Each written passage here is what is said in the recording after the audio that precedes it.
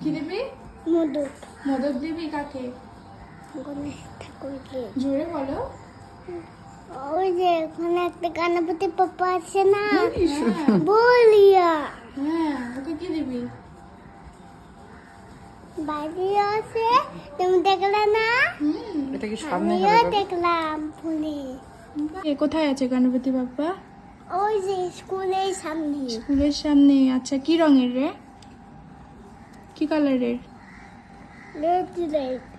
Red red. বাহ। যখন আমি ছোট ছিলাম তখন নিজের বাড়িতে কি হচ্ছে সেটাই হয়তো ঠিকঠাক জানতে পারতাম না। পাশের বাড়ি বা অন্যান্য কোথায় কি হচ্ছে বা গণেশ চতুর্দশী বা কবে আসলো সেটা তো অনেক দূরের কথা। তবে এখনকার বাচ্চারা পারিপার্শ্বিক পরিস্থিতির জন্য এতটা অ্যাডভান্স যে কোনো কিছু ওদেরকে এড়িয়ে চলা যায় না।